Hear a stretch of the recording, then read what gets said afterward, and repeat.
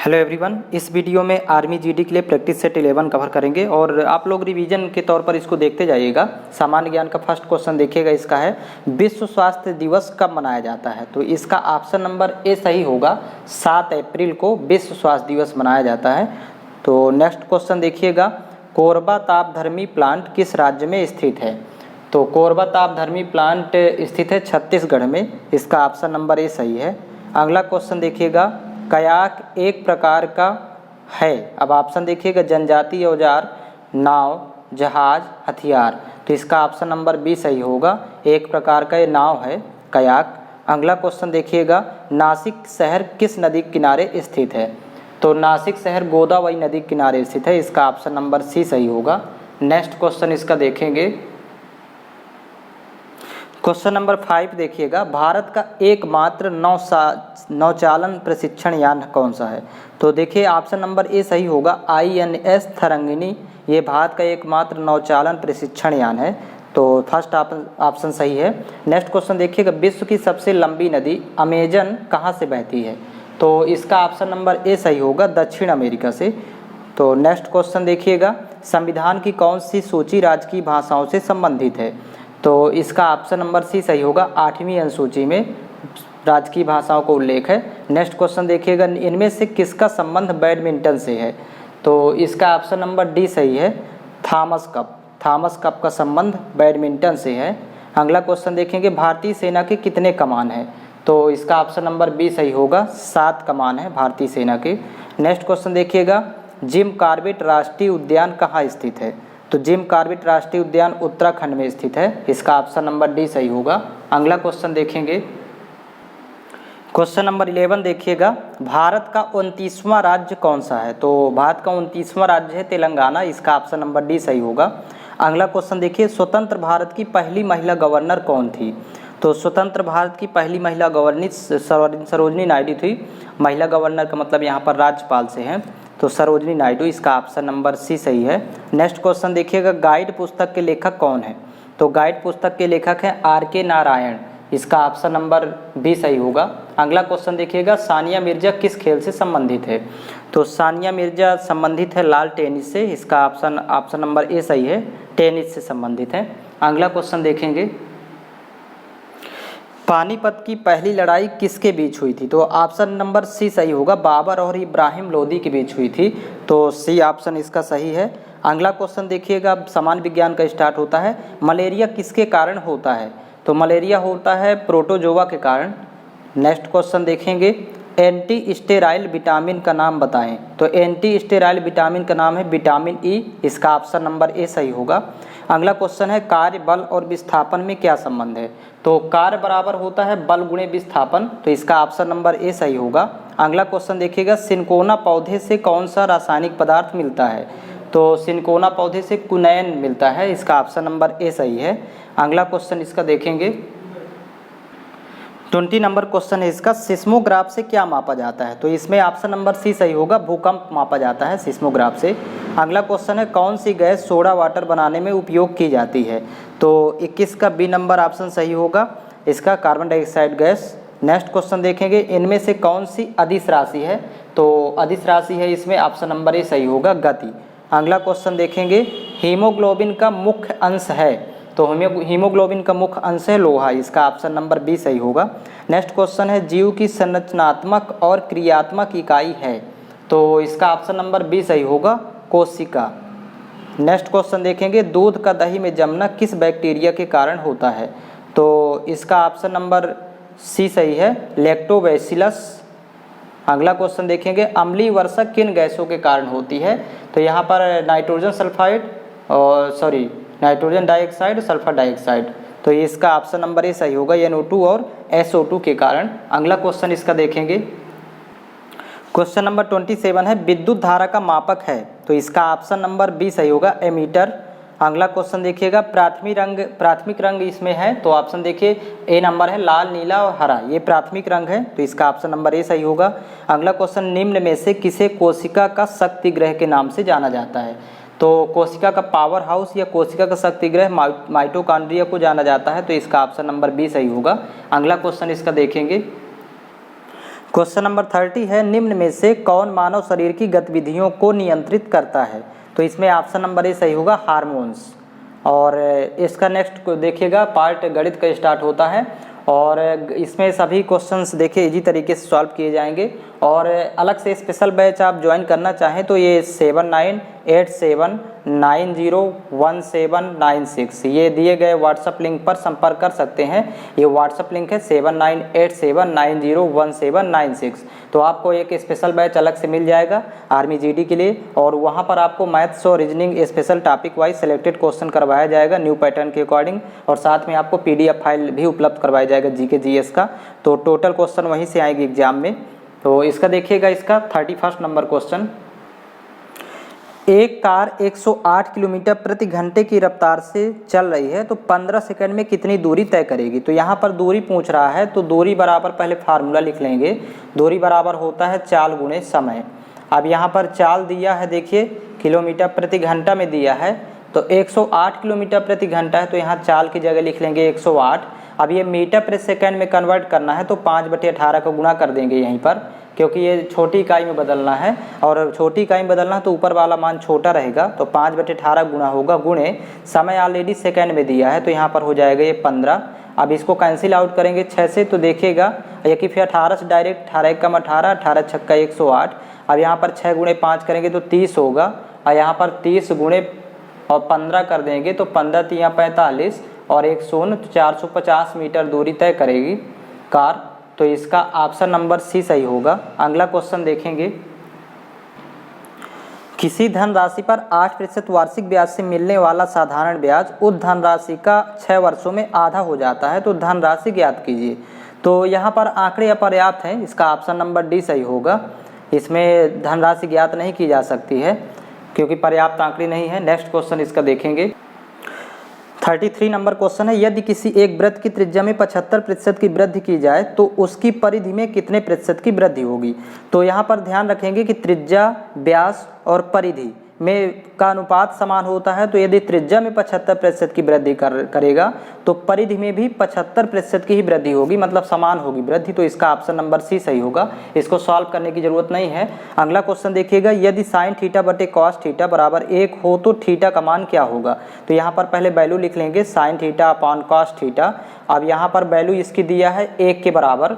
अब ये sine theta बटे कॉस थीटा होता है टेन थीटा, तो पहले यहाँ पर लिख लेंगे फार्मूला होता है इसका, और ये बराबर 1। अब टेन में किसका मान 1 होता है, तो ये टेन थीटा इसको ज्यों का त्यों लिखेंगे, और 1 होता है टेन 45 डिग्री की वैल्यू, तो यहाँ पर लिख लेंगे टेन 45। टेन 45 का मान होता है 1, तो 1 की जगह लिखेंगे टेन 45, तो टेन टेन कैंसिल, तो थीटा की वैल्यू आ जाएगी, थीटा बराबर 45 डिग्री होगा। तो ये इसका उत्तर होगा, इसका ऑप्शन नंबर सी सही है। इसी तरह इसको सॉल्व करेंगे। अगला क्वेश्चन देखिएगा, एक गोलार्ध के वक्र पृष्ठ का क्षेत्रफल क्या है? मतलब यहाँ पर अर्धगोला कहलाएगा, गोलार्ध का मतलब अर्धगोला। तो अर्धगोला का वक्र पृष्ठ होता है 2πr², इसको याद रखेंगे।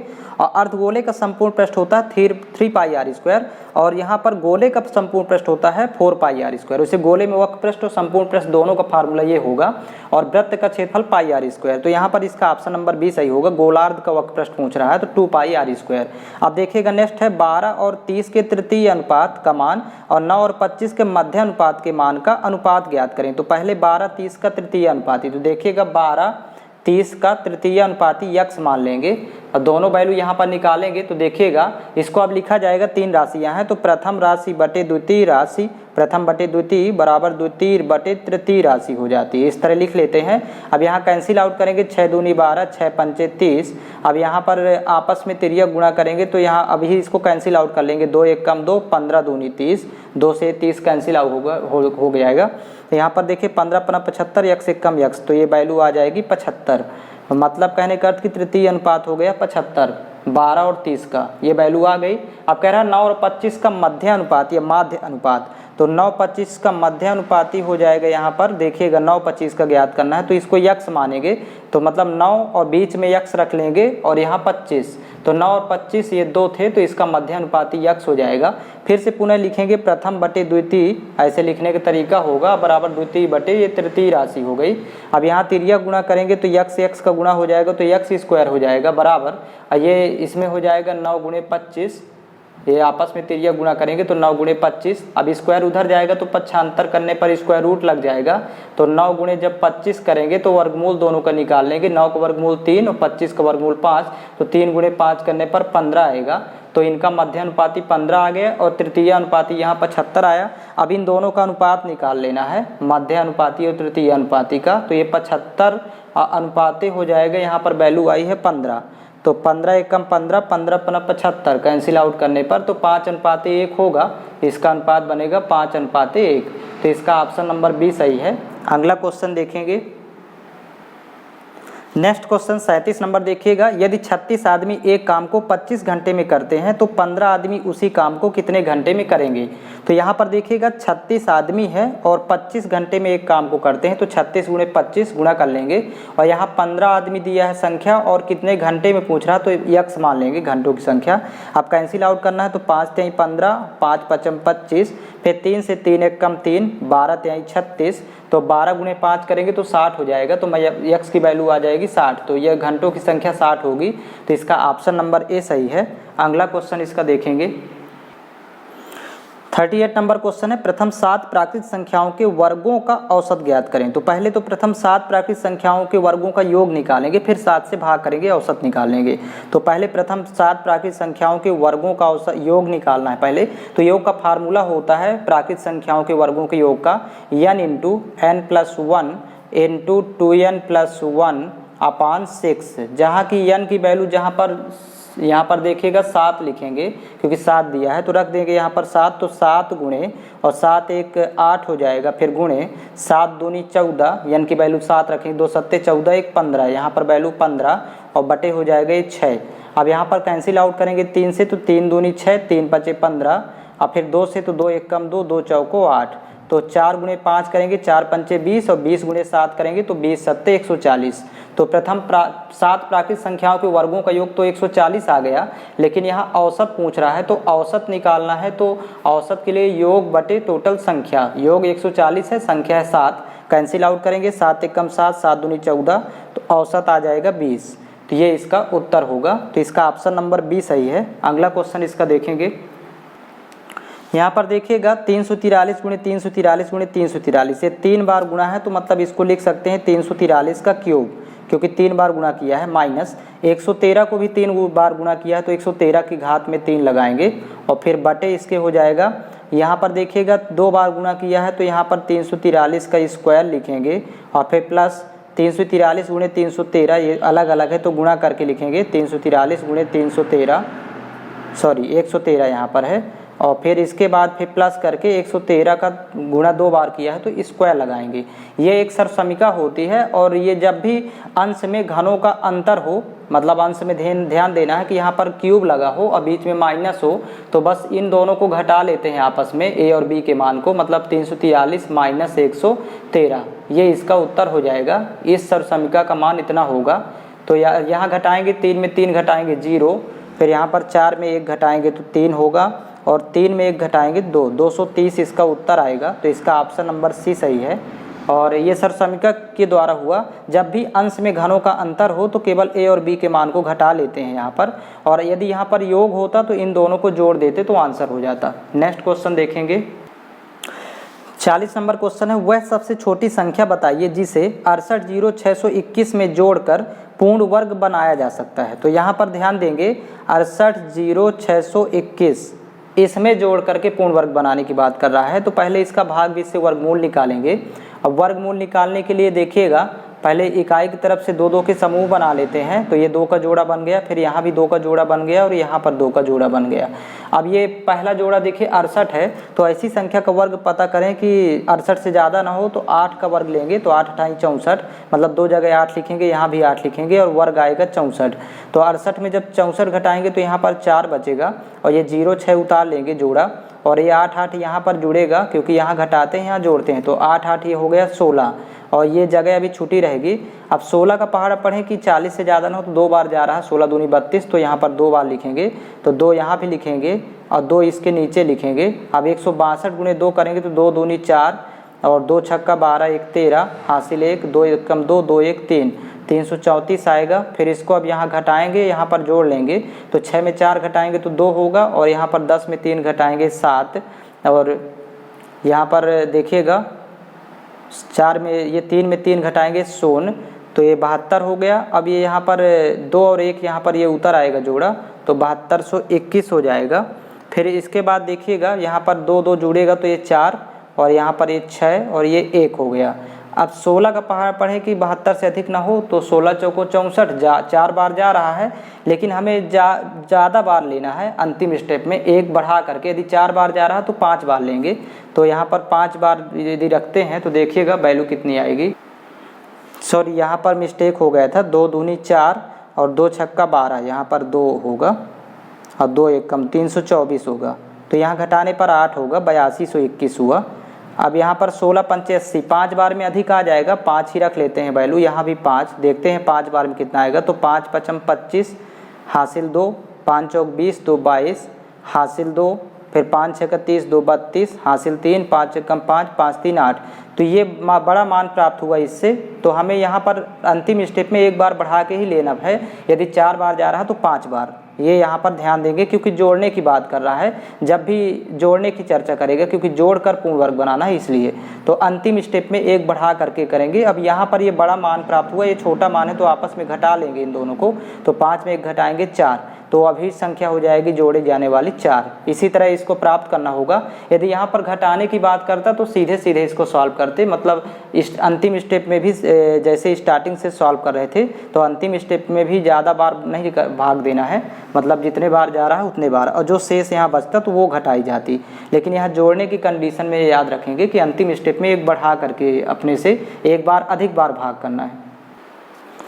40 देखिएगा 41 नंबर, ए की आयु बी से 11 वर्ष अधिक है, यदि दोनों की वर्तमान आयु का योग 15 वर्ष हो तो बी की वर्तमान आयु क्या है। तो यहाँ पर देखिएगा, यदि वर्तमान आयु मानना है तो उसी के सामने लिखेंगे, यदि पहले की दिया है तो इसको ऊपर लिखते हैं, और यदि बाद की दिया है तो जस्ट यहाँ नीचे लिखेंगे, इसको पहले सेट करेंगे इसी में। तो वर्तमान में दिया है, कह रहा है कि ए की आयु बी से 11 वर्ष अधिक है, तो यहाँ वर्तमान में यहाँ पर ए इधर बी लिखेंगे, तो बी की यदि x है तो वर्तमान में ए बी से 11 वर्ष अधिक है, तो x प्लस 11 हो जाएगी ए की आयु। अब कह रहा है कि यदि दोनों की वर्तमान आयु का योग 15 वर्ष है, तो इन दोनों का जोड़ 15 वर्ष है, तो यहाँ देखिएगा अकॉर्डिंग टू क्वेश्चन, अब यहाँ पर x का मान आ जाएगा, पहले x प्लस 11 ये ए की आयु है, प्लस बी की आयु, इन दोनों को जब जोड़ते हैं तो ये बराबर हो जाता है 15 के। तो यहाँ पर देखिए x 2x हो जाएगा और 11 पक्षांतर हो जाएगा, तो यहाँ बचेगा 4, 15 माइनस 11 करेंगे, 2 1 कम 2, 2 दूनी 4, तो x की वैल्यू तो 2 आ गई। अब ये वैल्यू प्राप्त हो गई, तो कह रहा है कि b की वर्तमान आयु क्या है, तो b की वर्तमान आयु ये x माने हैं जो कि 2 वर्ष आई, तो यहाँ पर ये 2 वर्ष होगी b की वर्तमान आयु, तो इसका ऑप्शन नंबर सी सही होगा। अगला क्वेश्चन इसका देखेंगे, निम्न में से सबसे बड़ी संख्या होगी। तो यहाँ पर देखिएगा स्क्वायर रूट 2 है, फिर इसके बाद दिया है क्यूब रूट 3, और इसके बाद दिया है फोर्थ रूट 4, ये 3 संख्याएं दिया है। तो यहाँ पर जब करनी घात कुछ ना हो तो यहाँ 2 रहता है, तो ये 2 यहाँ पर लिख लेंगे।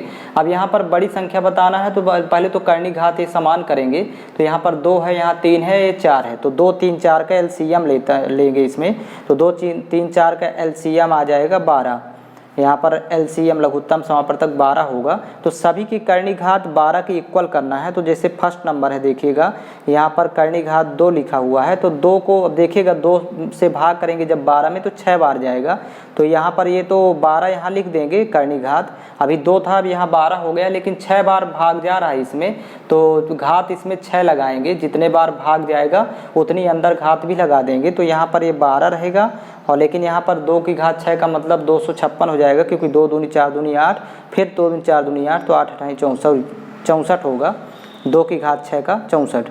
अब इसके बाद देखिएगा इसका यहाँ पर रूट 3 और करनी घात 3, अब यहाँ पर करनी घात 12 यहाँ पर लिख देंगे 12, लेकिन जब 3 का भाग 12 में देंगे तो 4 बार जाएगा, 3 चौक 12, तो ये 3 की घात 4 यहाँ पर लगाएंगे, तो यहाँ पर देखिएगा ये तो घात में 12 रहेगा, लेकिन 3 का 4 बार गुणा करेंगे तो 3 3 9 3 27 3 81, वैल्यू यहाँ 81 हो जाएगी।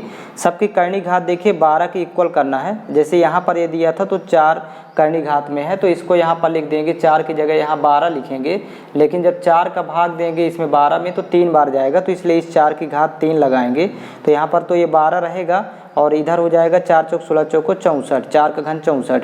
अब कह रहा कि कौन सा बड़ी है करनी है, कौन सी संख्या बड़ी है। तो देखिए अंदर वाली संख्या देख लेंगे तो पता चल जाएगा, क्योंकि करनी घात तो अब समान है, तो ये बड़ी है अंदर वाली संख्या इसमें, तो ये इसका मान बड़ा मान ये वाला होगा √3 करनी घात 3। तो इसका ऑप्शन नंबर बी सही है, ये संख्या बड़ी है। अगला क्वेश्चन देखेंगे। नेक्स्ट क्वेश्चन है, देखिए एक परीक्षा में 80% छात्र अंग्रेजी में उत्तीर्ण हुए, 85% गणित में और 75% अंग्रेजी तथा गणित दोनों में उत्तीर्ण हुए। यदि 40 छात्र दोनों विषयों में अनुत्तीर्ण हुए तो कुल छात्रों की कुल संख्या ज्ञात कीजिए। तो यहाँ पर तो देखिए पहले एक शब्द यूज किया है, 80% अंग्रेजी में उत्तीर्ण हुए, 85% गणित में उत्तीर्ण हुए और 75% अंग्रेजी तथा गणित दोनों में उत्तीर्ण हुए। तो पहले कुल उत्तीर्ण का प्रतिशत निकालेंगे, जो दिया है तीनों के लिए, तो पहले कुल उत्तीर्ण का प्रतिशत निकाला जाएगा। तीनों के लिए एक ही शब्द यूज किया है उत्तीर्ण, तो कुल उत्तीर्ण के लिए अलग अलग जो दिया हुआ है, अंग्रेजी में 80 है और गणित में 85, तो इन दोनों को जोड़ेंगे पहले, जो अलग अलग दिया है तो इन दोनों को जोड़ के और जो कॉमन दिया है उसको घटा दिया जाएगा। ये निकालने का तरीका होता है, कुल उत्तीर्ण का प्रतिशत आएगा यहाँ पर। तो 8 8 16 मतलब 165 और माइनस हो जाएगा 75, तो कुल उत्तीर्ण का प्रतिशत हो जाएगा 90।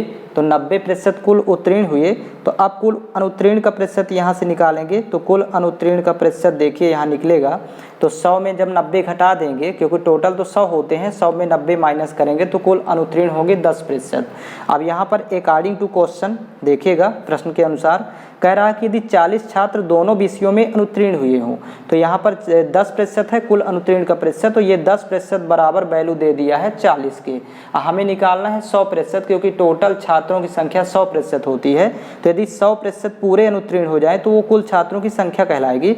तो देखिए यहाँ 10 का गुणा करना होगा, 10 दहम 100, 10 से 100 बनाने के लिए, तो यहाँ पर भी 10 का गुणा कर देंगे तो 40 दहम 400, तो टोटल विद्यार्थी होंगे 400। तो ये इसका ऑप्शन नंबर ए सही होगा। अगला क्वेश्चन देखेंगे।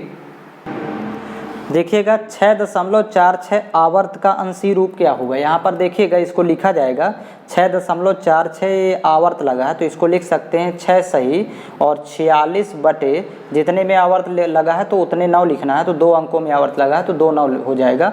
अब इसी को जब कन्वर्ट करेंगे मिश्र भिन्न में तो 6 × 99 और 46 फिर जोड़ेंगे, पहले 6 × 99 करके 46 जोड़ेंगे तो बन जाएगी वैल्यू 640 और बटे में ये 99 रहेगा, तो यही इसका उत्तर हो जाएगा। इसका ऑप्शन नंबर डी सही है। अगला क्वेश्चन इसका देखेंगे।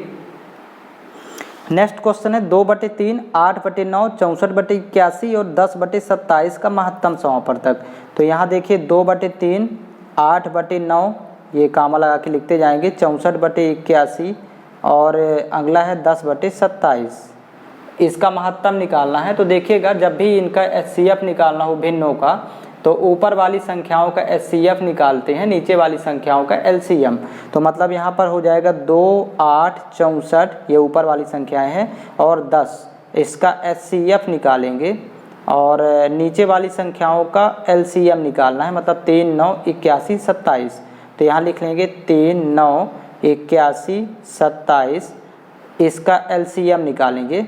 तो यहाँ पर देखिए वैल्यू आ जाएगी। अब जब ऊपर वाली संख्याओं का HCF निकालना होगा 2, 8, 64, 10 का, तो ये HCF सबसे छोटी संख्या के बराबर होगा। यहाँ पर 2 का भाग सभी में जा रहा है, तो महत्तम समापवर्तक इसका 2 हो जाएगा। और LCM होता है, LCM के लिए सबसे बड़ी संख्या पर फोकस करते हैं, तो इसके जब फैक्टर करेंगे तो 3 × 9 = 27, 3 × 81 ये फैक्टर हो गए। इसमें 27 भी आ जाए तो 27 ऑलरेडी है, इसमें 9 भी है और 3 भी है, तो इसका LCM होगा तीनों का, सॉरी 4 संख्याओं का 81। तो 2/81 होगा फाइनली HCF इन भिन्नों का।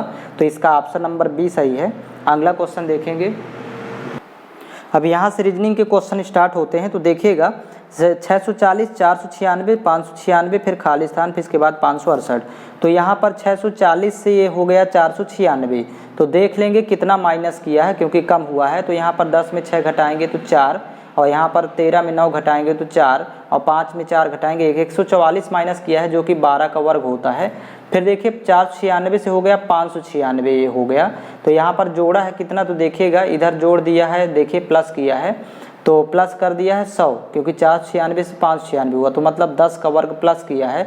तो पहले 12 का वर्ग घटाया है, फिर 10 का वर्ग जोड़ा है, अब 8 का वर्ग घटाएगा तो उत्तर आ जाएगा, क्योंकि 2 2 का डिफरेंस कर रहा है। तो यहाँ 8 का वर्ग 64, तो मतलब 8 स्क्वायर घटा देना है, तो 64 माइनस कर देंगे तो उत्तर हो जाएगा। तो 6 में 4 घटाएंगे 2 और यहाँ 9 में 6 घटाएंगे 3 और ये यहाँ पर 5 रहेगा तो 532 इसका उत्तर होगा। तो इसका ऑप्शन नंबर ए सही है। इस तरह से इसको सेट करेंगे। नेक्स्ट क्वेश्चन देखिएगा इसका, यहाँ पर देखिएगा 47 नंबर है, कुत्ता फिर अनुपात में है कुत्ता घर फिर समानुपात है फिर क्वेश्चन मार्क।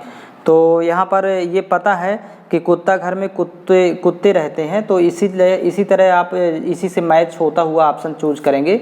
तो गौशाला में गाय रहती हैं, तो इसका यानी गायों का घर है गौशाला रहने का, तो इसका ऑप्शन नंबर सी सही है। अगला क्वेश्चन देखेंगे, प्रश्न शब्द में कैपिटल लेटर में लिखा गया एक शब्द है, यहाँ पर देखिएगा ये इसके लिए निर्देश दे दिया है। तो कह रहा है कि इनमें से कोई एक प्रश्न शब्द के अक्षरों से नहीं बन सकता, यानी इस शब्द से एक कोई शब्द नहीं बनाया जा सकता, तो उस शब्द को ज्ञात करना है। तो पहले तो इसमें देख लेंगे कि कौन कौन से अक्षर हैं। तो SUPERINTENDENT मतलब ये अक्षर प्रयुक्त हुए हैं। अब इसके अलावा यदि इन शब्दों में कोई दूसरा अक्षर आया होगा तो वही नहीं बनेगा। तो इसका डायरेक्ट ऑप्शन देखते हैं, उत्तर इसका बी नंबर होगा, क्योंकि यहाँ पर देखिए यम है, जबकि यम इसमें कहीं पर यूज नहीं हुआ है, तो ये एक्स्ट्रा आ गया है, तो इसलिए ये शब्द नहीं बन सकता इस शब्द के अक्षरों का प्रयोग करके। तो इसका ऑप्शन नंबर बी सही होगा और बाकी सभी अक्षर शब्द बनेंगे इस शब्द के अक्षरों का प्रयोग करके। 49 नंबर क्वेश्चन है, देखिए ए बी का पुत्र है तथा सी का भाई है। तो ए देखिएगा बी का पुत्र है, तो मतलब इसको नीचे लिखेंगे, बी के नीचे ए को, अब पुत्र है तो प्लस का आइकन बनाएंगे, पुरुष के लिए प्लस और महिला के लिए माइनस। तो यहाँ पर ए बी का पुत्र है तो ये प्लस कर दिए, और ए ही सी का भाई है, तो सी का भाई है तो यहाँ पर डैश करके सी लिखेंगे, इसको क्षैतिज लिखा जाता है भाई बहन को, तो सी को इधर लिखेंगे। अब लेकिन बी सी का पिता नहीं है, तो बी सी का पिता नहीं है तो मतलब ये माता है, तो यहाँ पर इसको माइनस कर देंगे, कंफर्म हो गया। तो कह रहा है कि तो बी सी का क्या लगता है, तो उसका डायरेक्ट यहाँ पता चल गया है कि माता, तो इसका ऑप्शन नंबर बी सही है। लास्ट क्वेश्चन देखेंगे इस सेट का, क्वेश्चन नंबर 50 देखेंगे, पीटर 20 मीटर पूर्व दिशा की ओर चलता है और बाएं मुड़कर 15 मीटर चलता है, और तब वह दाएं मुड़कर 25 मीटर चलता है और उसके बाद वह दाएं मुड़कर 15 मीटर चलता है, तो बताएं वह आरंभिक बिंदु से कितनी दूरी पर है। तो सबसे पहले तो इसमें डायरेक्शन टेस्ट के लिए दिशा आप लोगों को पता होना चाहिए कि सबसे ऊपर होता है उत्तर और नीचे होता है दक्षिण, ये दाईं ओर होता है पूर्व और बाईं ओर होता है पश्चिम। तो यहाँ पर ये 4 डायरेक्शन है, तो इन्हीं के सहारे सॉल्व करेंगे। तो मान लेते हैं कि ये यहाँ पर एक बिंदु है, यहाँ से चलना प्रारंभ किया, तो पीटर 20 मीटर पूर्व दिशा, तो अभी इधर से पूर्व इस साइड कहलाएगा, ये पूर्व लिखा है, तो 20 मीटर चलता है, तो यहाँ पर डायरेक्शन बना लेंगे 20 मीटर।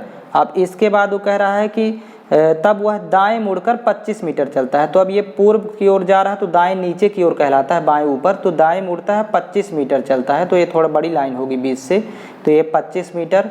अब इसके बाद कह रहा है कि उसके बाद वह दाएं मुड़कर फिर 15 मीटर चलता है। अब ये दक्षिण में चल रहा है, अब दाएं मुड़ेगा तो देखिएगा, सॉरी यहाँ पर मिस्टेक कर दिए हैं, पहले बाएं मुड़ा है 15 मीटर, तो इसको यहाँ पर पुनः देखेंगे फिर से। यहाँ पर देखिएगा ये प्रारंभिक बिंदु इधर मान लेते हैं। अब ये कह रहा है कि पीटर 20 मीटर पूर्व दिशा की ओर चलता है, तो ये 20 मीटर हो गया पूर्व दिशा की ओर, यहाँ पर लिखते जाएंगे।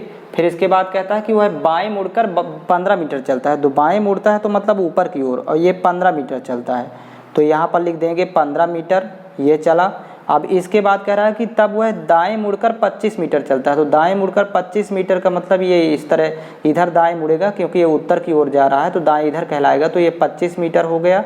अब इसके बाद देखिएगा उसके बाद वह दाएं मुड़कर 15 मीटर चलता है, तो अब ये पूर्व की ओर जा रहा है, दाएं इसके नीचे की ओर कहलाएगा, तो ये 15 मीटर चलता है। तो यहाँ पर कह रहा है कि लास्ट में तो बताएं वह आरंभिक बिंदु से कितनी दूरी पर है, तो आरंभिक बिंदु से यहाँ तक की दूरी तो ये 20 मीटर है, लेकिन ये अभी और इतनी दूरी और यहाँ जो पहुँच गया, तो यहाँ पर इसको भी जोड़ेंगे तो ये तो 25 आपस में बराबर हो जाएंगे, ये 25 है तो ये भी 25 मीटर हो जाएगा, तो 20 और 25 दोनों को जोड़ देंगे तो टोटल हो जाएगा 45 मीटर। तो आरंभिक बिंदु से 45 मीटर दूर है, तो इसका ऑप्शन नंबर ए सही है। और आर्मी के स्पेशल बैच में ज्वाइन होने हेतु ये व्हाट्सअप लिंक आपके सामने लिखा हुआ है 7987901796, ये व्हाट्सअप लिंक है। तो इस नंबर पर संपर्क करके आप स्पेशल बैच ज्वाइन कर सकते हैं आर्मी जीडी का। और उसमें आपको maths reasoning topic wise selected question करवाया जाएगा और विद सोल्यूशन रिकॉर्डेड वीडियो के साथ, और साथ में आपको स्पेशल PDF फाइल उपलब्ध करवाई जाएगी और टोटल क्वेश्चन यहाँ से आएंगे, आप एग्जाम इजीली क्रैक कर पाएंगे। तो स्पेशल बैच ज्वाइन करने हेतु 7987901796 पर आप संपर्क कर सकते हैं। ये व्हाट्सअप लिंक है।